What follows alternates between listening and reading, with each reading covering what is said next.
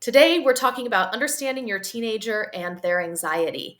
And if you are a teenager or a young adult dealing with anxiety, hopefully you'll find this video helpful for just conceptualizing your own experience and coming up with a plan that helps you make progress.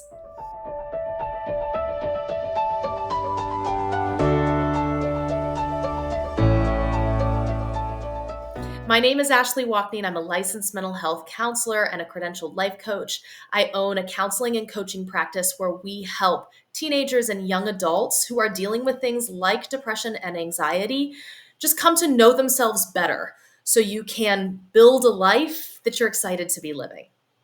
So if that is resonating with you, you'll want to hit the subscribe button and the bell to be notified every time I post a new video on the topic. Anxiety is a catch-all term for what happens to us in response to perceived threats. It occurs in both the mind and the body. So the mind triggers the body into having a physiological reaction, but the body can also trigger the mind into creating anxiety-producing thoughts. So the mind and body are interconnected. They're in constant communication, especially about things like perceived dangers. And if we want to make progress on anxiety, we have to deal with the aspects that are both physiological in nature as well as the more cognitive ones. So let's trek back to pre-civilization and imagine a scenario in which you are being chased by a saber-toothed tiger. In this situation, our body is designed to react on instinct. There's no complex thought process, no analysis that goes into the fight, flight, freeze response.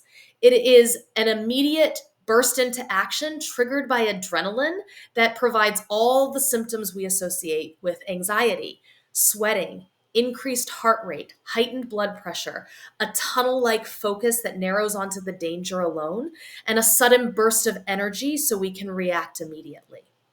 And notice how it's a threat detection system, okay? It's not assessing that this is an actual survival issue. It's a react first, ask questions later situation. So it's not built to play around with survival. So adrenaline gives us that sudden burst of energy, but then the body gets cortisol involved because cortisol gives us the sustained energy to run away and survive for as long as we need to. And cortisol brings with it many other symptoms of anxiety, like hypervigilance, a heightened state of alert. It amps up the immune system and it gets the body and the brain involved in many other processes that interfere with sleep and relaxation so that you can remain on high alert and you don't get tricked by that tiger when you least expect it. And all of this makes sense and is helpful in the tiger scenario.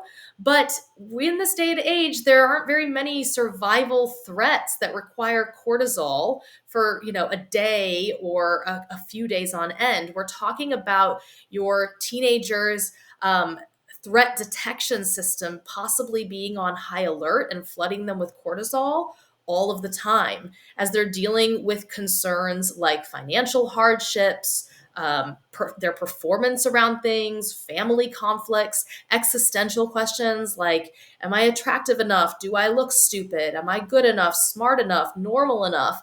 Am I? And this am I stuff is not because your teen is self-absorbed. It's because of the nature of anxiety. It's a threat detection system interested in my survival. So inevitably, it's all about the consequences and the impact on me. So that's the physiological side of anxiety. Now let's talk about the cognitive side. So anxiety is a future-focused mindset. It's our mind's ability to worry about things that haven't happened so it can prevent them from happening. And so even if we're worrying about the past, we're only thinking about the past in relation to its effects on the future. And so it's our mind's ability to think about potential threats and negative consequences, which is a really great ability, right? It's fundamental to our survival. But here's how the mind does it.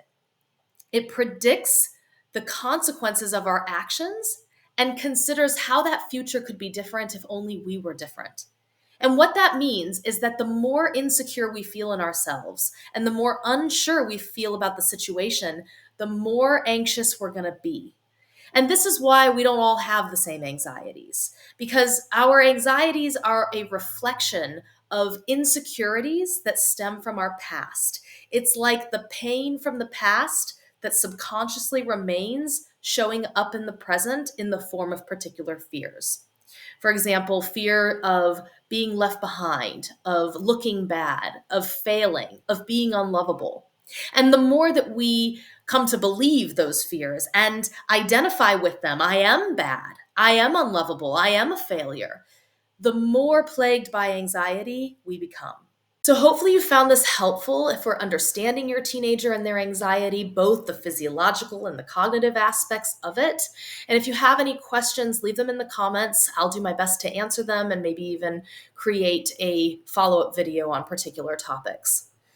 So, how do we tackle anxiety? Well, we need to use approaches that address both mind and body and that train the mind to come back to the present. Remember, anxiety is a future focused mindset.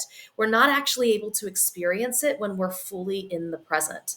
And this is why practices like mindfulness and meditation have had such profound clinical effects because they calm the mind, induce sleep, turn off the sympathetic nervous system, reduce stress hormones like adrenaline and cortisol, and they train the mind in coming back to the present. Other treatments for the physiological aspects of anxiety are, of course, medication and herbs, also nutrition. A lot of research linking the effects of inflammation and the standard American diet on physiological anxiety. And exercise, which is also clinically proven to reduce adrenaline and cortisol, stress hormones. And on the cognitive side of anxiety, we want to be dealing with the underlying fears and insecurities that are driving it, going back to the origins, the roots of the history, reframing that history so that your teen can have a better sense of self and more confidence in their everyday life, and helping them disidentify from those core beliefs like I am a failure, I am unlovable, I always screw up, so that that has less impact and influence. And we also want to be opening the window of what your teen can tolerate. So what happens with anxiety is that we become avoidant because it's such a difficult thing to experience. We become intolerant, and that window of what we can tolerate actually starts to close. And this is why exposure work is so helpful, because what we're doing is we're reopening that window of tolerance again.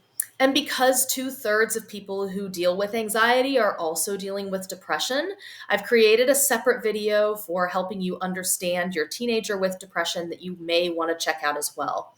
And if you are a parent who has a teenager that's dealing with depression and anxiety, I really encourage you to join our private Facebook group, Parents Helping Their Teen Recover from Depression, where you'll find a supportive community of other parents going through similar things to you.